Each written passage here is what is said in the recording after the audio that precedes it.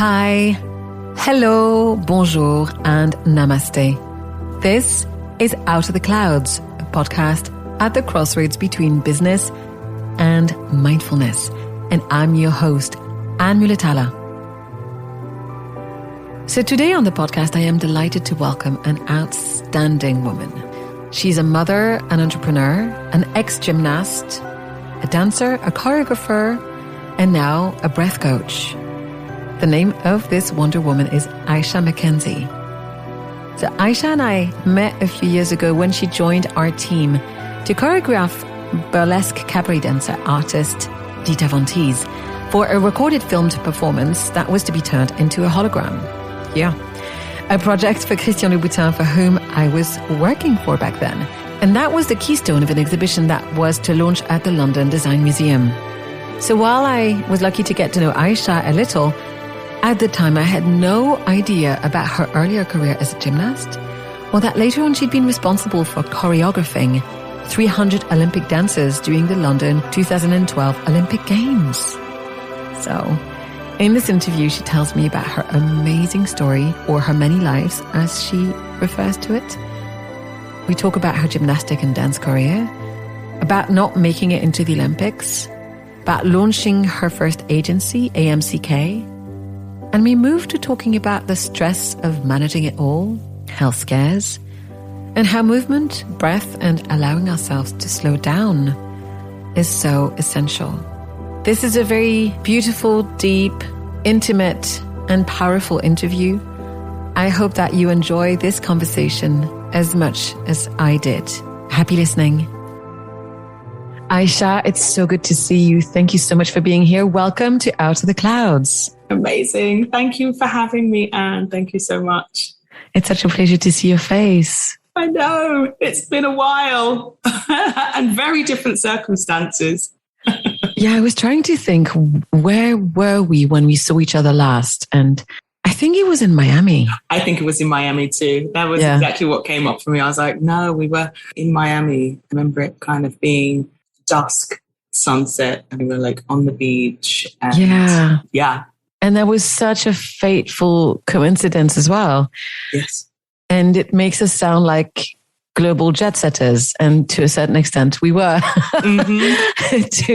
back then. It's kind of phenomenal. And it's funny because I try to remember, where did we meet for the first time?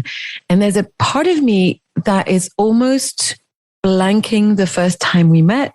And I'll tell you why. I had a feeling that I knew you before I knew you. Okay.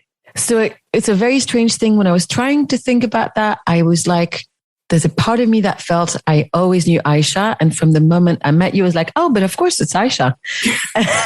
As if I had downloaded a sort of years of friendship.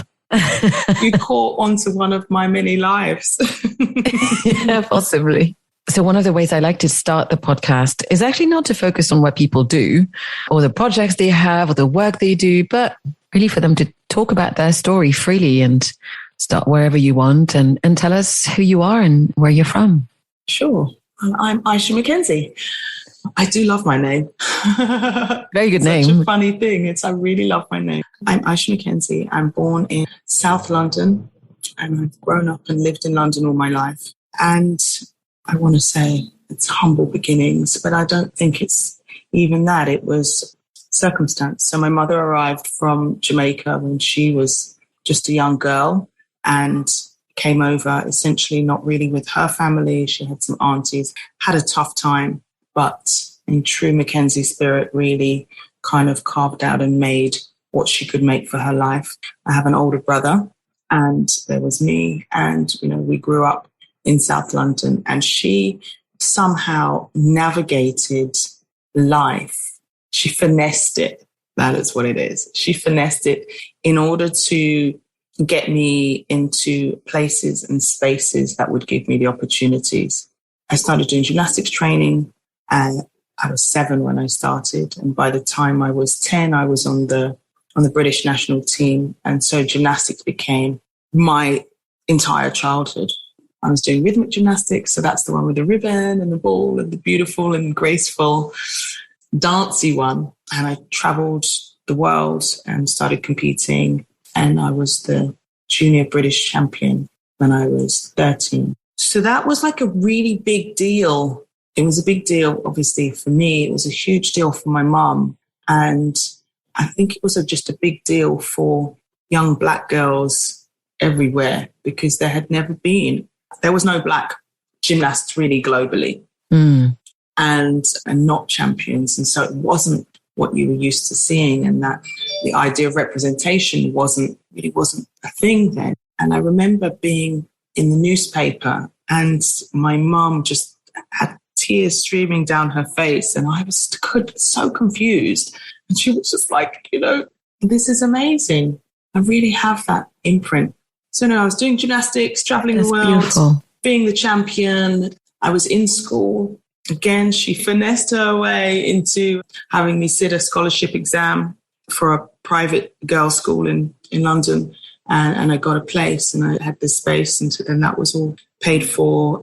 They championed me doing the gymnastics as well. So it was just kind of school and gym on the teenage parties. Uh-huh. I remember, hitting a phase and being absolutely so frustrated and kind of devastated, because then after a while, you don't even get invited. Sure. And that thing as a teenager, when you're not getting invited, it's just like life is ending. I have a teenage son. I've been through it again. And gymnastics was the focus. And I carried on competing. The goal, of course, was the Olympics. And got to 18. You do like trials throughout a certain season. So you get ranked.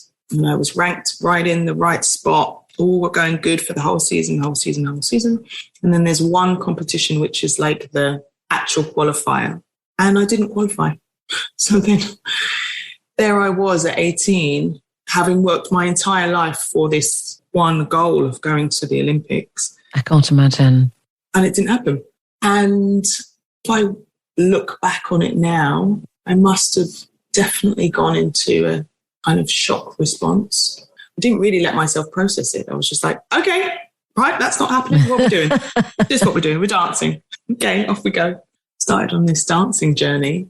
And even that, again, I'm training. I have this beautiful, beautiful dance teacher. He was American, but he was teaching at Pineapple Studios in London. And so I was doing jazz. And basically, I started to dance in the final years of my gymnastics career to help that process. And there was a turning point in what I was doing when I was competing because I was already different.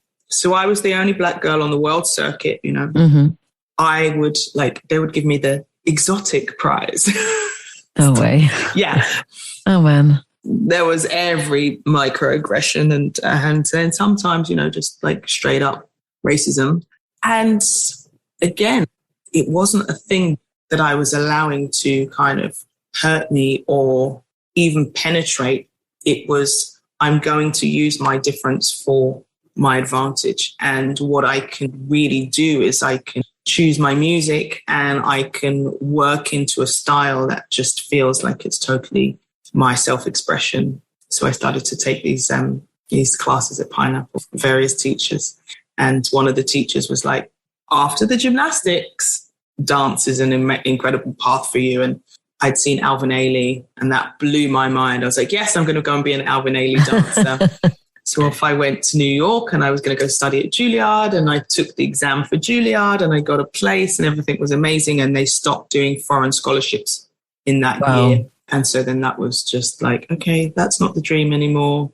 Mum was like, okay, you got to find a school in England. I was like, I was going to the Juilliard. I mean, after what? Juilliard is like, what? Yeah, exactly. Where do you go from there? Exactly. Well, where I went was Lane's Theatre Art School in Epsom, Surrey, where Posh Becks was studying. Yeah, that was where she graduated from, and it was all a big story. So I went there, and I went for one term. And then I was out. I was like, this isn't for me. Thanks, bye. And to be honest, the principal, she was like, honestly, you can learn on the way. Crack on. Off you go. And, kind of gave me her blessing to just go out into the industry and try. And that's what I did. And again, it's like using my difference. What can I do to get myself on a dance job? Oh, I can tell them I do gymnastics, and that's gonna get me in. So I started dancing, and every job you'd see me, I'd be like spinning the ribbon around. Whatever show it was, there was Aicha with a ribbon, or there was Aicha doing, a back flip across the stage, or whatever it was. I used that to get myself in and learn my craft. And then I became a really, really good commercial dancer. Danced with all the incredible boy bands and things of the era. And it was great, and I loved it.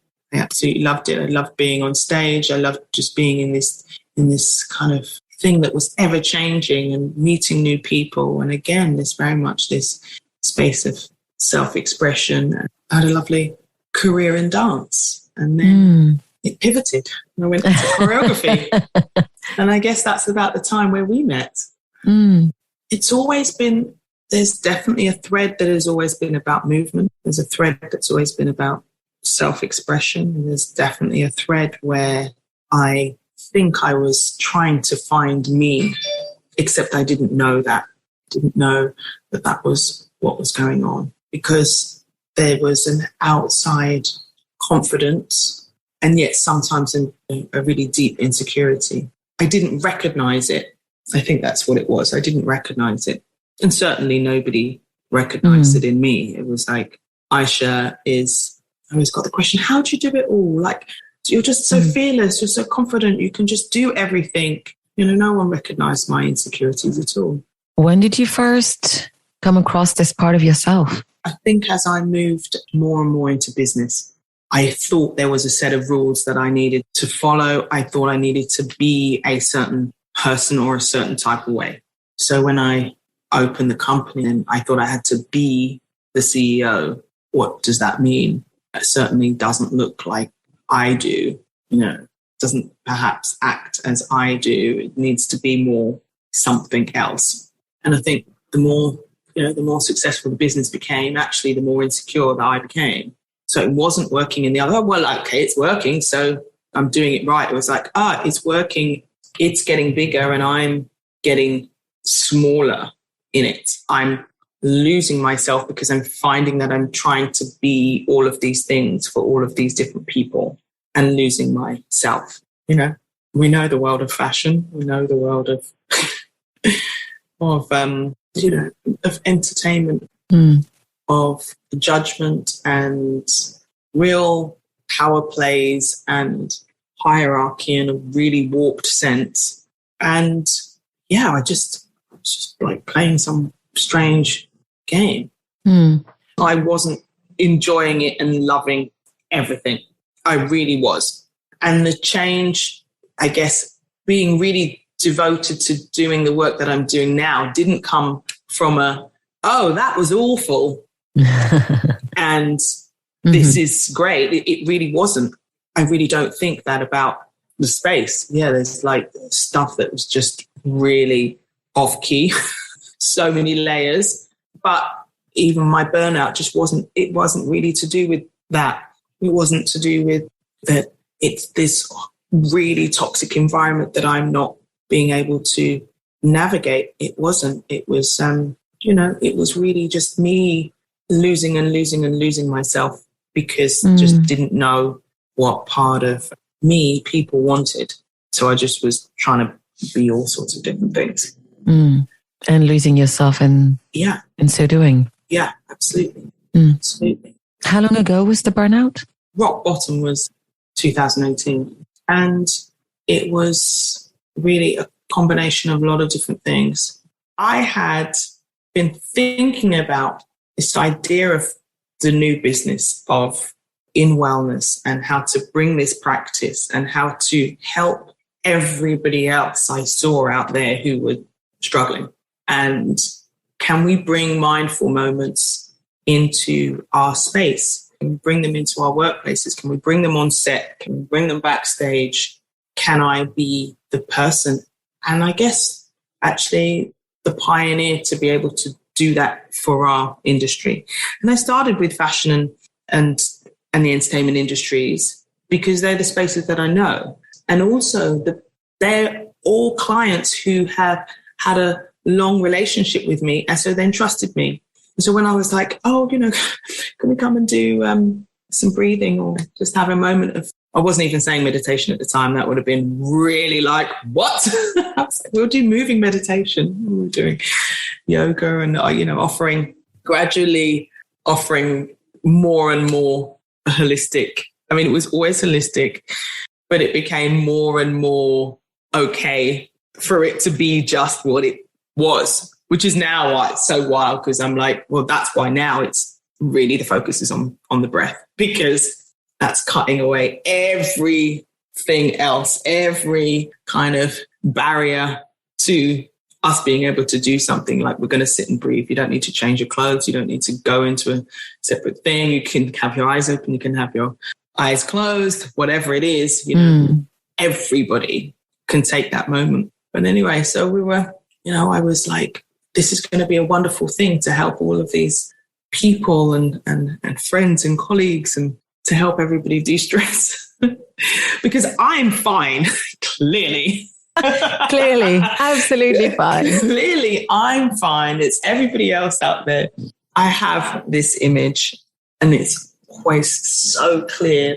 I guess this was probably about 2016, and I'm sitting at the sofa in my office, and I'm saying to Catherine, who I work with, who really developed Breathe by AMCK together, and I'm sitting with her, and I'm like, everybody has these stories, like all these people in this, wellness and fitness, and all these people in this space, they have these like incredible stories. They're these like incredibly strong people who've overcome these massive circumstances, and then this has almost led them to their purpose. And I don't have anything. Like, why am I don't know if I feel qualified. I'm so qualified for all of these. I've done so many courses, I've done so much study, and I love it. But I remember just sitting there like, because I don't have this big story that I overcame, and then that gives me the right to be able to help people overcome their things. And she was looking at me like, I'm not going to say anything. I'm just not going to say anything. And she just sat there and literally didn't say anything. And then when the whole crash came, she's like, yeah, remember when you were saying that? I was sitting there thinking, okay, well, she lost her mum at that age. And then, and the grief and the loss and the trauma upon trauma upon trauma, actually, that I have overcome in my life. The anxiety, the panic attacks, the fainting, heart palpitations, the ending up in hospital, it's all part of my story. It's all part of really what my body has been going through for such a long time. And I was not listening. And in fact, it can't have been that Miami trip, but there was another Miami trip around that same Art Basel period. And I arrived in Miami, and on day one, fainted. I was like, oh my goodness, what's happened? Maybe I'm jet lagged. Kind of got myself round, but of course I did it in the middle of the hotel lobby, and it was a big deal. I understand. I've fainted before. It's never really where you want it to happen when it does. Yeah, it's not discreet. Yeah. And so of course they called the ambulance, and then I'm sitting there with the medics. I'm like, no, I'm fine. I just arrived. It's jet lag. I'm just probably feeling a bit woo-woo. I'm fine. And as I'm saying this, they're like, okay. And then I boom, drop again. So by this point now, I'm like whisked off into the ambulance. Lights are flashing. I'm driving through Miami. I don't know, something's going on with my heart.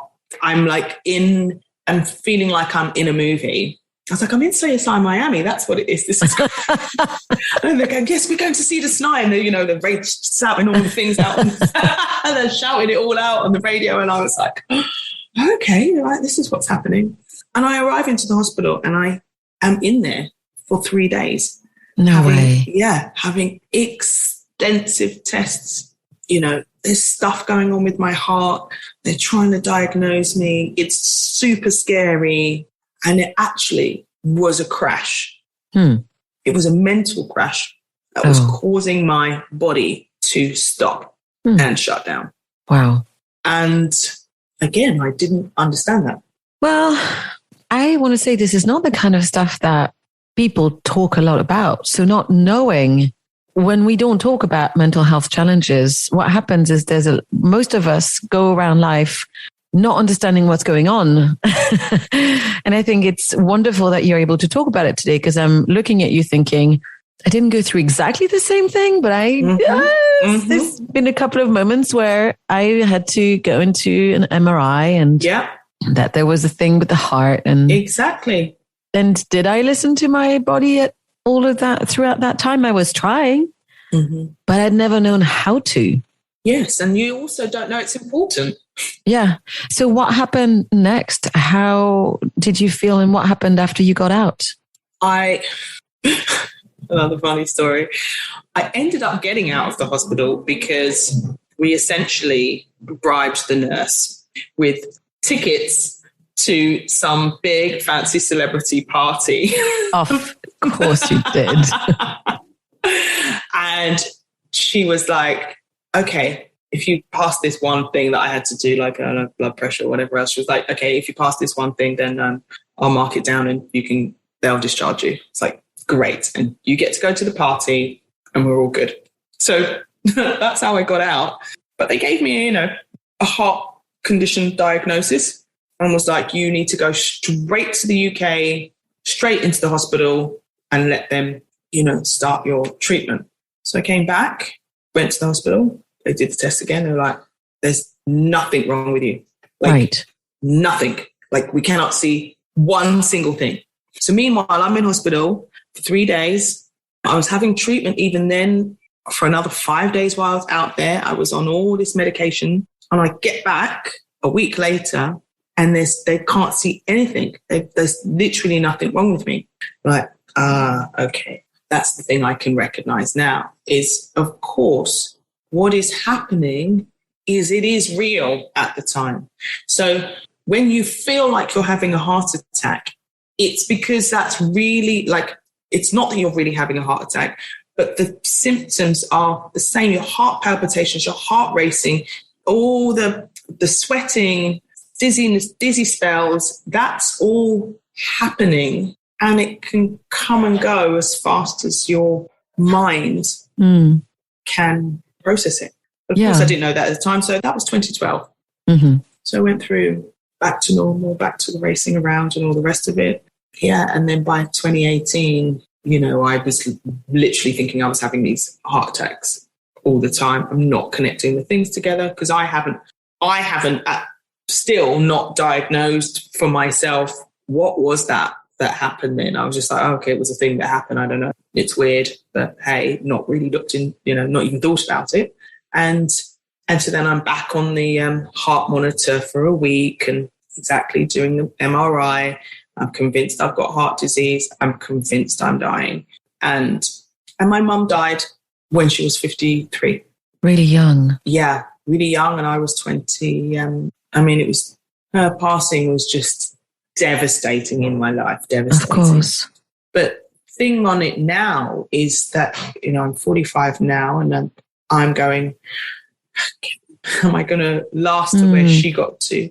And am I going to continue and have a long life? And maybe not, because maybe I'm going to get sick. She actually died really peacefully in her sleep. Oh, wow. She had a blood clot in her brain when I was probably about 5 and had brain surgery. And this surgery, it's like 95% you're not going to survive the surgery. She survived the surgery. She always spoke about having a really clear out-of-body experience and just being out and looking back at her body and seeing her best friend and the doctor and herself and going, no, I can't. It's not the time. I need to be there for the children. And she didn't let herself go.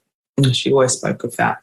And when she did pass, it was really after a moment, it would just, it happened from one day to the next. So that operation gave her epilepsy.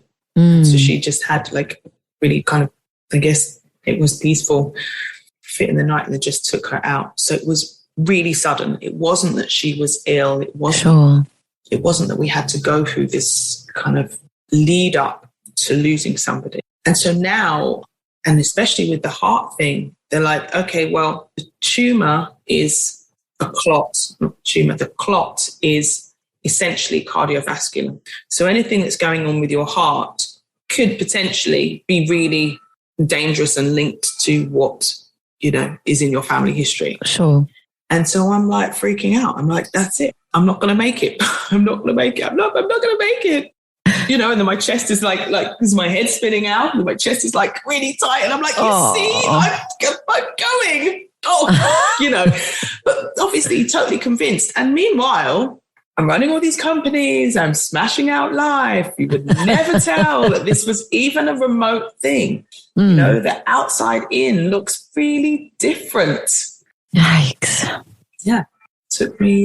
It took me to hit the bottom with a combination of a lot of stuff to go, okay, we need to do things differently. And anyway, if this is a trigger for me, if this is something that is making me feel not safe, then I have to change things in order to feel safe, in order to protect my peace, in order to have things move through my system. I always speak about emotion, energy and motion, like have it move through me so that they don't get stuck. So I don't end up with the clots. So I survive. Yeah. You just reminded me.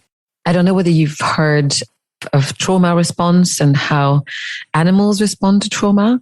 But one of the things that's been studied is that when an animal gets attacked or is on the brink of death, they often play dead. So everything's going to shut down. They collapse, and to the naked eye, they look like they've passed away. And once the danger exits the surroundings, you'll see them get up and suddenly shake everything from head to toe. Yeah. And I heard there's a beautiful book out there by Emily and Amelia Nagoski, two sisters, called Burnout. And I mean, there are many sort of fascinating therapists, psychotherapists, psychiatrists, and doctors that have been studying this. One of the ways that human beings have forgotten how to deal with strong emotion is that we can get rid of the energy and we need to learn how to. And so somatic response, experiencing and dance, and I don't know how many different kind of modalities are out there, but it's a really interesting thing for people to look into. And it just reminded me that I try to remind myself to shake regularly. Because it's one of the things that you do. Like you just like... Exactly. Shake it out. Literally shake it out. Yeah. And for people who are listening thinking we're crazy, next time you have an argument with someone or you feel really frustrated, walk into the kitchen, close the door, and let yourself shake uncontrollably for a minute. Yeah. Check in with yourself and see the difference. It's a massive difference. That's why I said this thread actually is movement. The thread is movement. It's a vital, vital part of our practice to stay healthy. You've got to let the things move through. They've got to move. They've got to move on out. But we're so good at a species at not letting go. Yes. I mean, or is it just me speaking for myself? I don't know. No. You are, you're right there with everyone. I talk about it all the time when I'm like, exhale and let it go. And I'm like, I know it sounds easy. I don't know it's so hard, but that's why we have to practice it. And you put it in everywhere. So of course it's not actually going to be exhale and let go of all of the shit that you've been holding on to. But incrementally, yes, it does. You can have this intention and start moving things out. Just going layer by layer by layer back into finding you, connecting with you. That is what it is. It's about the connection to yourself. But what is essential below everything you're saying is, first of all, recognizing. Yes. Letting yourself see where you are without denial, which I see so many of us, me included, at previous times. How can we let go of things we don't even realize we're holding on to? Exactly. How can we let things move through when we pretend nothing's happened? I know a couple of people who are really, really good at compartmentalizing. And I'm very worried about what kind of life they're building for themselves. I was exactly that person. Mm. That's what I'm saying. Like, there was some stuff that I had buried so deeply, I didn't know that it existed. And I think actually, as I was falling apart, I had fallen apart, I guess, and I did a meditation training. And so this meditation training, started doing Vedic meditation twice a day, got super into my practice and started to become more aware. And that's just really general awareness of everything. And as I started to let go, the space started to open. And I was then suddenly confronted with, whoa, where was that? Yeah. You know? And that's why they say that the work is uncomfortable. It is uncomfortable. Sure. Before it gets, it's dark, and it can be dark, it can be messy. And actually, the thing is, we all hold trauma. So it isn't that you're trying to pinpoint this big, horrendous thing that happened in your past. We all experience things in different ways. So things are not comparable.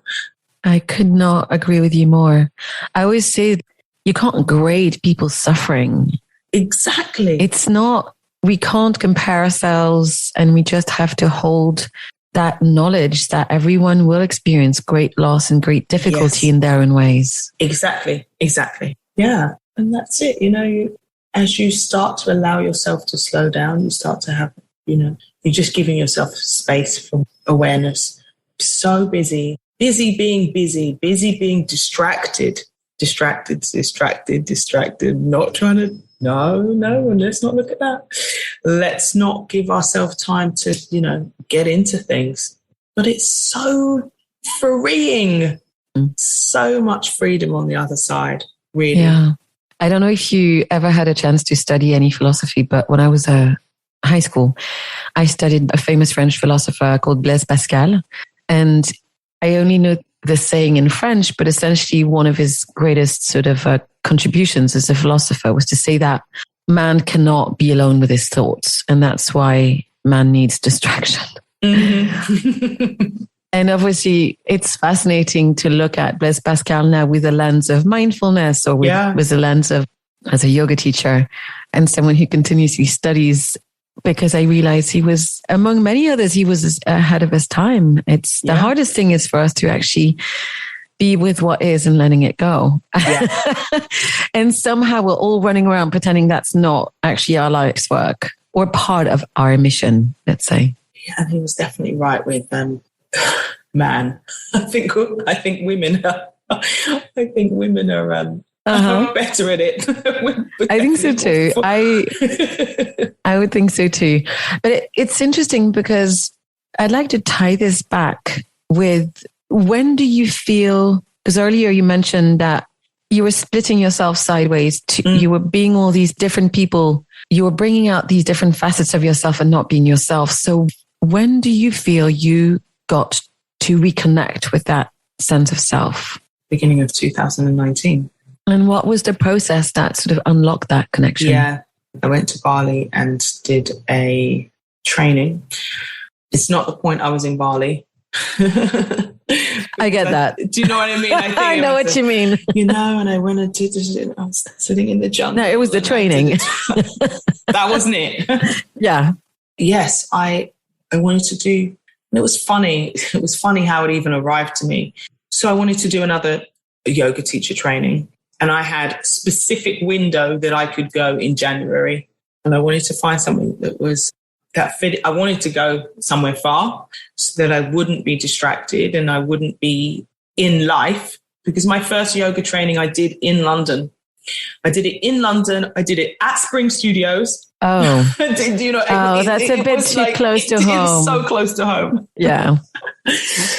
Anyone listening, Spring Studios is where we shot that famous hologram.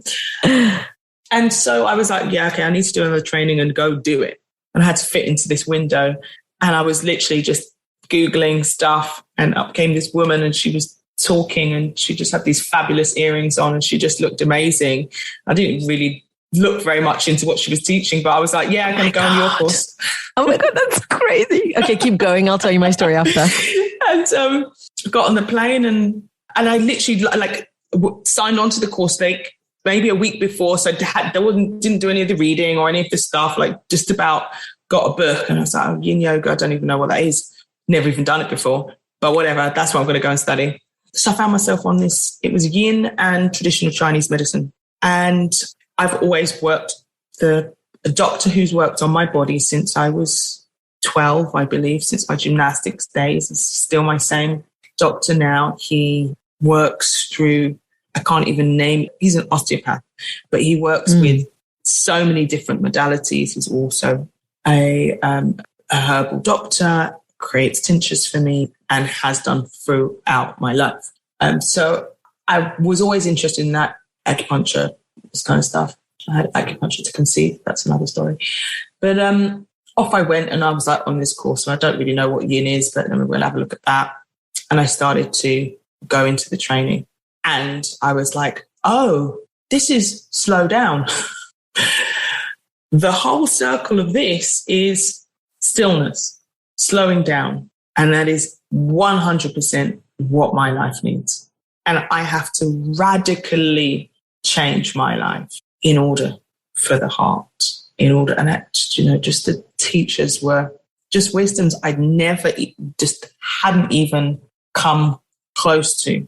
And so although I had done these trainings before and although I was qualified in so many different ways, just the essence of, but we need to find this stillness, I had missed totally. And yeah, over that time, I had big breakthroughs, came back and was changed, like fundamentally changed, and went really deep into that space. And then, of course, the next year was lockdown.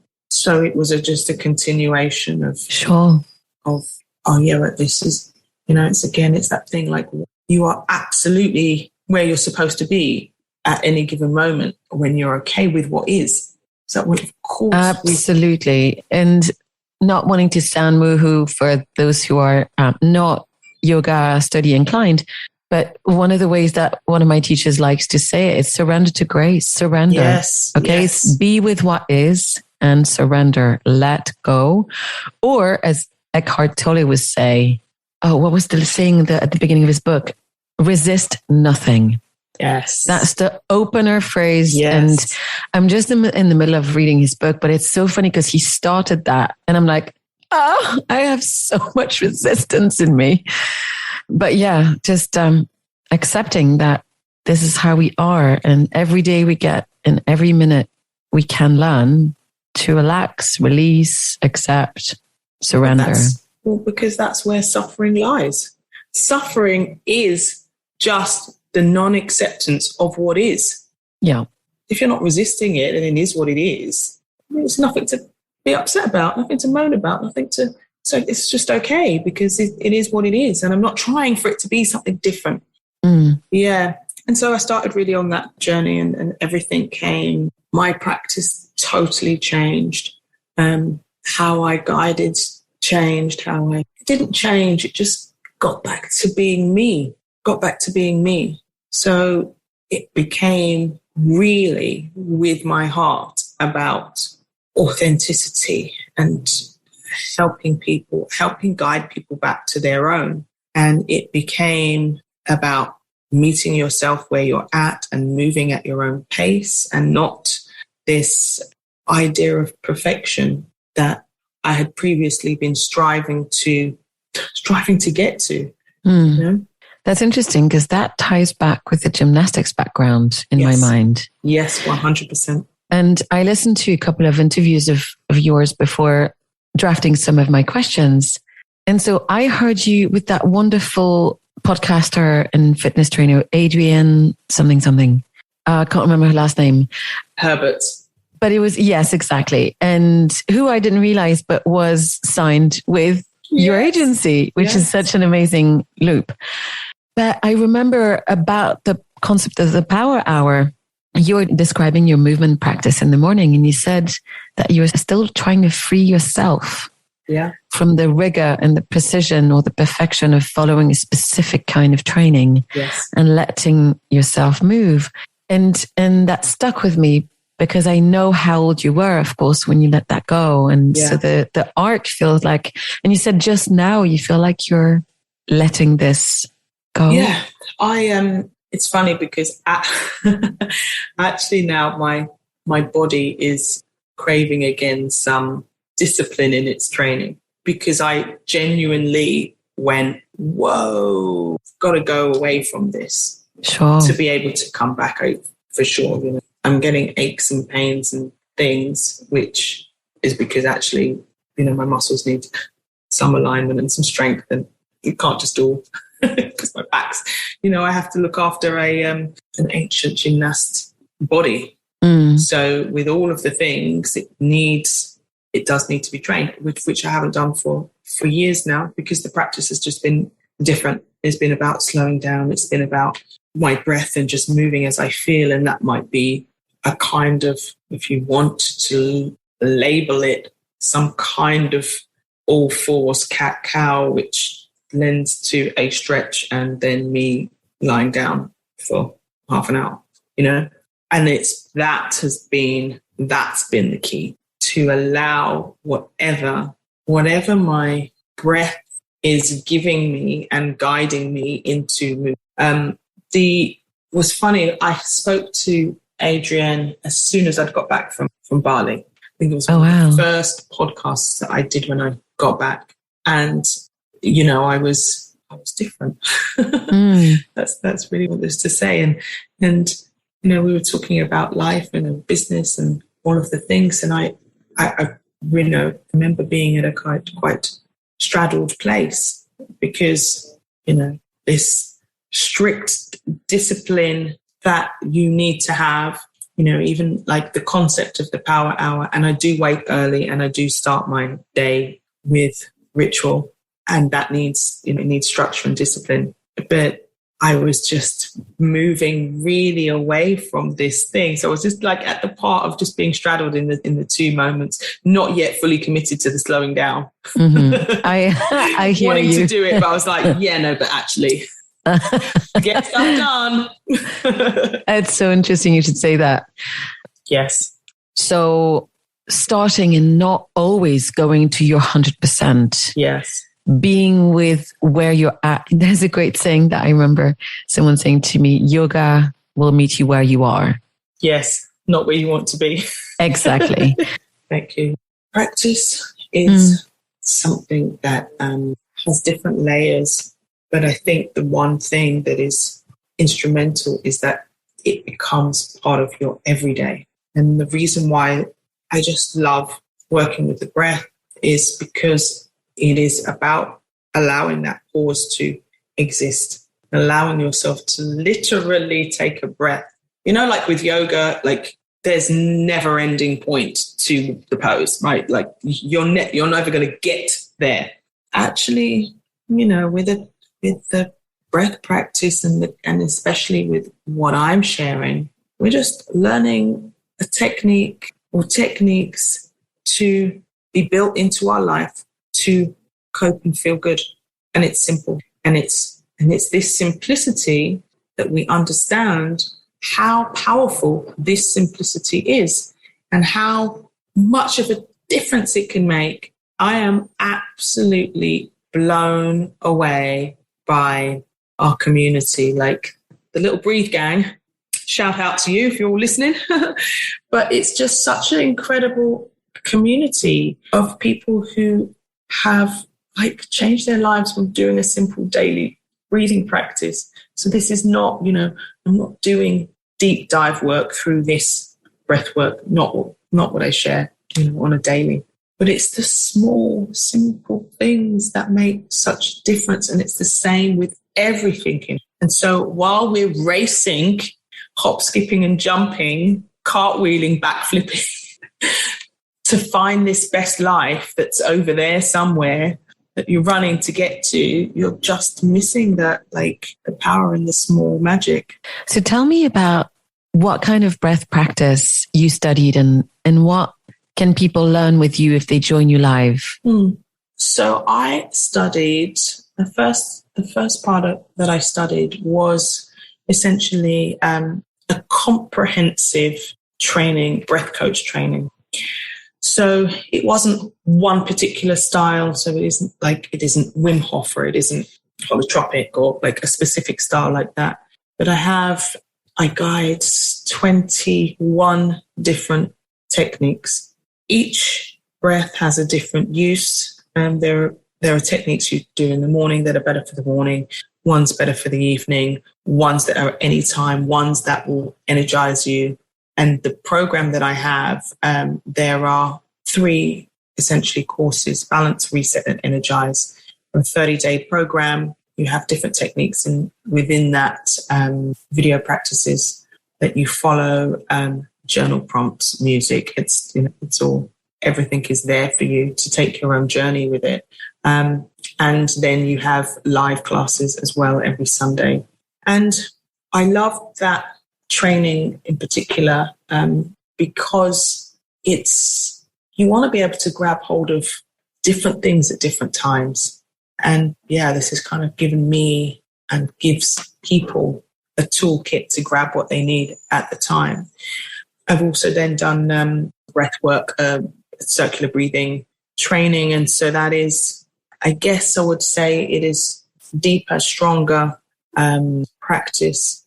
And it can sometimes feel a little bit uncomfortable in terms that sensations in your body, sensations in your hand, your jaw can get locked.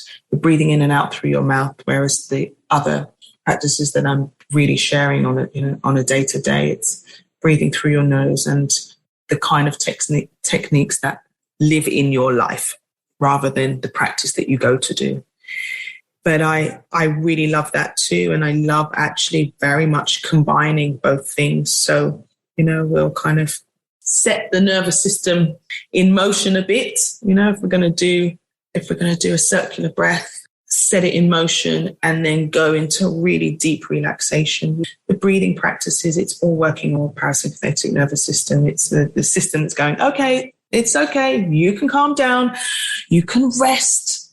Your cells can reproduce. This is on a cellular level doing the work. And, people are out there and you're taking your supplements and you're doing all of these things. Unless your cells are healthy and vibrating, nothing can move. It is not in flow.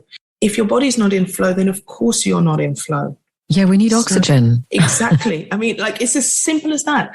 And so that's what's quite mind-blowing, why we don't have this education yet. We don't have an education around breath, and we don't have an education that it's just so important. And yet it's the one thing you can't live without. You cannot live without your breath for more than seconds. Did you ever hear Russell Brand in conversation with this guy called James Nestor, who wrote a book called Breath? Breath, yes. I can't listen to his podcast because it's beyond a paywall for the UK only, and I'm in Switzerland. But I heard the 15 minutes that was on Apple iTunes. And you know what he said, which I thought was so mind-blowing and probably so right? You know why not everyone knows this right now and is doing it everywhere? Mm-hmm. Because it's not something that can be commoditized and sold. Exactly. So the only reason why we're not consuming and adepts of breath the same way that we are your favorite brand of chips, chocolate or soda is because no one's selling it to us, essentially. And so I was wondering about this because I've been an adept of pranayama, so the yogic style of breathing for a while. I remember a time of crisis in my life where my coach, who happens to be an ex-Buddhist monk, is well versed in a number of pranayama practices. And so he got me into what is called Nodi Shodhana, which is the alternate nostril breathing, which I think is the most effective way to diffuse tension and the quickest way to calm down my system. But recently I've been doing every day a combination of different yogic breaths taught by a Kundalini teacher. So I do it every morning. It's 20 minutes. And first, like you say, we trigger the sympathetic nervous system by doing breath of fire, and then we cool it down, and then we hamp it up again, and then cool it down again. And you know what I thought was fascinating that I thought you'd enjoy on a very simple physical level? If I meditate in my cross-legged seat on the pillow that I bought that I like, looking at the view that I like, yes, and sit in that position for 20 minutes, and I'm very, very flexible, so I don't need to stretch before I sit. Within 15, 20 minutes, I'll start having pins and needles. If I sit and for the same amount of time do breath work, there is no pins and needles, because simply, fluidly speaking, my blood is flowing differently than if I was just sat. Exactly. And it's fascinating because I now will do everything I can to make sure I have at least 20 minutes of breath every morning, because it actually just energetically changes even my mood. I am not the same person before and after. The amazing thing about it is it's a hack. It's a hack straight into stillness if you want to be still. It's a hack straight into your energy. If you're like, I got to get up and go, and actually I have a couple of minutes, it allows you to just diffuse what is going on. And it allows you to bring something up too. I talk about this idea of this burning ember that we have inside ourselves, and we always have this energy. It's always there. Even when we're feeling really low, it's always there. And just like with a fire, what you do to a fire, what you do to an ember, you blow on it. It needs the air, it needs the oxygen in order to spark, in order to go. And that's really it. Our bodies just need this. And I love it. You've got your 3 hours, and I'm like, yes, gel. 10 minutes of breath. That's actually all you need to really make a scientific change. You know, that's what they have proven. And so there isn't an excuse. You know, when we talk about this barrier to people doing things, and I'm not going to go to yoga, I've got to change, I've got time, I've got to drive there, I've got a thing. All of the things, it's like, okay, this is 10 minutes. And if we're not finding 10 minutes in our life, we're doing life wrong. I know, but you know what? I was thinking about this. I'm literally writing exactly about this today. So I'll send the email to you later, because I'd listened to one of your interviews before I started reading the email. You know, you said to Adrienne, the reason why you started FIT, AMCK FIT, is because you know that when things start to accelerate, the first thing people drop is self-care. Yes. Whatever self-care means to you. So man, woman, child, like everybody's got different thing that they do. But that's what we drop, because we have this conflict internally about what must I do first? What is the priority? And my own experience was that throughout life, it was drilled into me that work comes first. Deliver work, be the best. And it wasn't drilled into me in a mean way by my parents, right? So I don't feel like I'm traumatized around it, but it was shown to me that was the example. At least I wasn't in New York or in the US in general, where they have this crazy work ethic that you have to be at your desk at 7, leave at 10, even if you're not productive, just to show that you're in the office. But for those of us who work really hard and who deliver throughout, we also just give too much out and forget that it has to start with the choices to look after ourselves first. Yes, absolutely. So I heard you speak beautifully about how you went into management having seen what bad management looked like, and that you were already quite vocal when you were on set with people, and you quite like to go up and, you know, make things right when you saw things being done the wrong way. So I understand that you always had this idea of caring for people that were in the vicinity, and particularly looking after the talent, the models, the dancers, the choreographers that you hired. I understand that you've moved into a more holistic style of management. Could you speak to me about that? Yeah, it's like, I think that it was always there, but we were also building. And so, like you said, it's this idea of that is how things are. And so even though I was doing things differently as much as I could and doing them differently internally, I was still having to twist myself into positions or into ways that people would find acceptable. In order to get a lot of the talent scene, and definitely heard, I needed to do it in ways that felt palatable to what was already happening. And so I was, that was our journey. It was a lot of like, we're kind of going a little bit around the side door, but we've made it. And now it's like, no, this is what we do and this is how we do it. And actually, if you don't like it, this whole how we move is just not for you.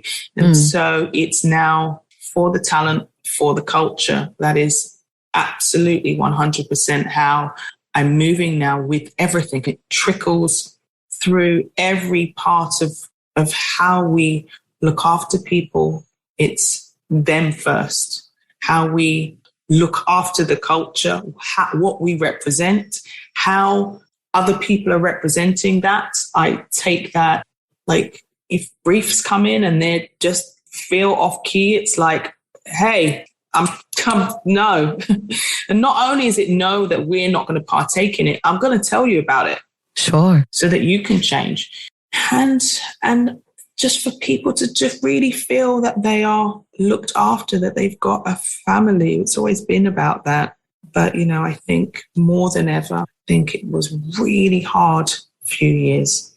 I know it was a really hard few years. And for us to still be here on the other side of it is no mean feat. I don't take that lightly, but it's just made me more kind of determined to make sure that I can always be there, creating the path and holding the door open so that, these incredible young people that we work with are in a space to do things how they want to do things, can see themselves, can inspire other people, and have that confidence and have the confidence to be able to go out there and know that we've got them and that we will look after them in every way that we can. And I've just started a legacy project now, so that this, it's very much a commitment of what we want to do. I think we've made a massive, massive contribution, and I don't want it to just go away or get somehow paved over if I say if, let's hope this is not a when, if people decide that this is not a thing anymore. Oh yeah, okay, we're done with all that inclusivity and, and diversity. Yeah, it's not a thing. Oh dear. Just kind of like, no. So, yeah. That sounds wonderful. I'm glad that you used the words, have the door open, because I feel like listening to you, reading about the work that your company has been doing, and hearing some of the stories around the talent that you helped blossom, you've helped a lot of incredible people, including Adrienne that we were talking about before, who seems like such a talent and She's a joy incredible to listen to. I was hearing you speak about FK Twigs and so many others. Knowing that you've contributed so much to other people, is there any advice that you could offer to anyone who's perhaps struggling on their path towards a mode of creative self-expression? Yeah. Thing that is the most incredible gift that you have is the fact that you are like nobody else. And so all of the work in its entirety is about the connection to yourself. Because with that true connection to yourself, then comes out you as your authentic self. And that's what people will be attracted to, will gravitate towards. It's not trying to be like somebody else, not trying to follow a certain path that somebody else has taken. Everybody's journeys are totally different. So really, honestly, there's just no point in looking right and left because you're missing your own street. And on your street is going to be potholes and things that you're going to trip over and, you're going to get blown along the way. And so it's important that your focus is forwards. I heard an incredible choreographer, Luam, saying the other day, it's not only forwards, it's forwards and up, right? I like that. It's like face the sun. Beautiful. Forwards and up. Forwards and up, right? Oh, that's amazing. So, yeah, that's what I would say. Stand there, look at yourself. Sometimes we go into we go into a room and we're in an audition and dancers, I see them not really looking at themselves in the mirror. There is a disconnect. Like they can't even stand in the mirror and be with themselves. So that's where the work is. It's not on the dance steps. Who cares? Oh, that's such a great metaphor in there. Mm-hmm. Or a bunch of them. Mm-hmm. Wow. Thank you for sharing that. I feel like we're going to have a second conversation because I still want to ask you and talk to you about all the other things that were on that note sheet that I've prepared. Perhaps what I could first go towards, because the podcast is like me at the crossroads between business mm-hmm. and a practice of mindfulness. What are the things that you do for yourself as a woman, as a mother, and as a business owner to feel more grounded and balanced? And what has worked for you? This idea of balance, it's such an incredible question because actually we only know when we're in balance when we allow ourselves to wobble. So it's definitely feeling all the feels, going with the highs, going with the lows. And then you have this sense of when it, okay, I'm good. I'm just feeling like I can cope with it all. It is a lot trying to do it all. And so, of course, you can't do it all of the time. You have to prioritize some things. And sometimes I'm prioritizing work. Sometimes I'm prioritizing my children and my family. Sometimes I'm prioritizing me. And that may be multiple times throughout one day. And so then I think just try not to feel guilty about neglecting any one point. Actually, I have to say I really have got good at that. I have really got good at that. Give myself a little pat on the back because I think, congratulations. If I think on that, I'm like, oh yes, you haven't had that guilt thing for a long time. Mm. So that's good. And I used to, as we all do, I've stood backstage and suddenly just burst into tears. Like, why are you crying? I was like, I just thought about my child. Hadn't thought about them like in the past 48 hours. I literally just remembered I had a child. Oh my God, what an awful, evil mother I am. Clearly the pits, because I didn't even remember that I had a child. There you go. Yeah. That's the entrepreneur. Yeah. And the dancer and the choreographer. I was joking with one of my collaborators that we all have a multitude of personalities and beings inside of us. And we just need to remember to let them talk to each other, make sure we give each other time and not let them just be in conflict, yelling at each other. Yes. Yeah. Thank you. I appreciate that. Knowing how to allow yourself to have different priorities at different times of the day. Yeah. And not worry that they don't make sense. We just spend a lot of time beating ourselves up about things because there is some ideal, what we think is an ideal or a should, or it should look like some way. And that isn't the case. You just do you do it how you want to do it. And so whatever works for you in the way that it works for you, then that's the right way. No one really can tell you anything different because it's your journey and it's your path and it's going to feel right to you. And really, if it feels right to you, then what does it matter? Thank you. A great chat. All right. So this is one of my favorite questions because it's quite complicated for most people. So I've changed it a little bit. Initially, it was, what's your favorite word? What is your favorite word? One that you could tattoo on yourself, hypothetically, for a period of time. What is a word that you could live with on your skin? Well, Anne, obviously it's going to have to be breathe. It could have been movement, or emotion. So it's breathe because breathe to me also spells the whole story. Balance, reset, energize, activate, transform, heal, exhale. That's the circle. That's the cycle. It's such a reminder for so many things for me. So, I could have breathe. I have got no tattoos and I'm not planning on getting any.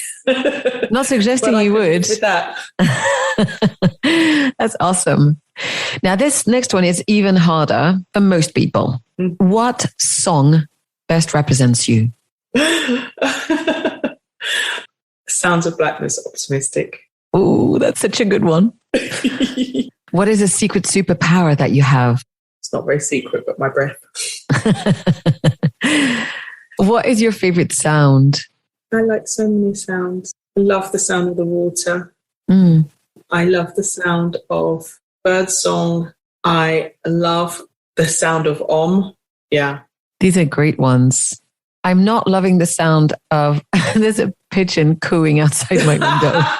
And I keep muting my microphone because it's like, I'm like, I'm not going to feed you. Stop calling me. What is a favorite book that you can share with us? I'm going to say The Body Keeps the Score. I think that was seminal for me. And where is someone that you visited that you feel had a real impact on who you are today? Ibiza. Oh, really? I remember when I first went, I think I was 19. It's funny because I bought it and we bought the holiday on teletext because this was pre-internet. Oh my God, that's hilarious. I'm like, so we bought the holiday on teletext and it was an 1830s trip to San Antonio. And we got there and we were like, what is this horrendous place? Get me off this island. I mean, we were back at the travel agent trying to get off of Ibiza. Like, what is this place? Why does everybody talk about it? This is so awful. I've never seen anything like it. I want to leave. And me and my friend were like, we want to leave. Okay, so where else could we go? And then we somehow walked around a corner and then I bumped into a friend and then we just got taken off into this island. And it was obviously it was my spirit. It's my spirit all in once. And then the clubs and me dancing. You know, I was a podium dancer. I started off as a club dancer. I didn't know. Career. Yeah, in London. So I was dancing on podium in nightclubs in London when I was 15. And so in Ibiza with the music and these clubs and the way I would dance, and it was just all so free. I was like, yeah, this place. That's awesome. Here's my favorite question of all. What brings you happiness? Oh, do you know what? Like myself, I really I'm just really quite content with myself. Lots of things bring me happiness, you know. Yeah, of course, I love to dance. I love music. I love the sunshine, being on the beach, my family, my friends, all these things. But I'm also really just happy with being on my own. I can mooch around. Just like I love being in my house on my own. And it's a rarity. And I love it. I love it when I'm just here home alone. Just like, I love it. That sounds like such a gift. Thank you so much for sharing. Aicha, thank you so much for all your time. It was such an enlightening, personal, and just deeply enriching conversation for me. It was great. It was lovely, lovely, lovely. And what a connection. I said to Paolo this morning, I was like, I'm going to do a podcast today with Anne. He was like, Anne who? I was like, human, but Anne Labuta. And he was like, what? What's it on? Shoes? No, she's not done that for ages. It's on mindfulness. She was like, oh my God, all of you, you're off doing. I said, yeah, exactly. Yeah. There's another way. That doesn't mean I don't love my shoes, huh? So absolutely. I just don't feel like I need to have conversations about them anymore. It's also less fun for people because they can't see my feet in the podcast. So what can I say? Although I still take good shoe fees on Instagram. Thank you so much for everything. So if people would like to follow you and discover your work or perhaps find out more about your company and about Breathe, where can they find you? Absolutely. Well, my Instagram is Aicha McKenzie, AICHAMCKENZIE, just straight up like that. The Breathe and program, workshop, Sunday classes, events, and of course the Breathe Mist, which is our essential oil blend that goes together with your breathwork practice. It's really beautiful. That can all be found at Breathe by AMCK, same website and the social media. And our agency and my wonderful talent is all under AMCK, so AMCK Dance, AMCK Models, and AMCK.io, which is our newest venture into a Web3 space. That's really exciting. Okay, that's for another conversation next time. So I can also spend some time discovering it too, because it sounds really cool. Aicha, thank you for everything. And hopefully we get to connect again soon, and perhaps even in person. I would love that. I would definitely love that. Either dancing or near a beach would be like in my ideal future. Dancing on a beach, that's what we will do. And thank you so much. It's just been such a lovely morning to spend with. Thank you. Thank you so much. Thanks again to Aicha for being my guest on the show today. As always, you can find the relevant links of what we talked about in the show notes. So, friends and listeners, thanks again for joining me. If you'd like to hear more, you can subscribe to the show on whatever is your preferred platform. And if you want to connect, get in touch with me at Anvi on Twitter, Anne Muhlethaler on LinkedIn, and at _out of the clouds on Instagram, where I also share daily musings about mindfulness.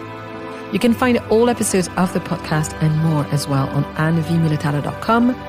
If you don't know how to spell it, it's also in the show notes.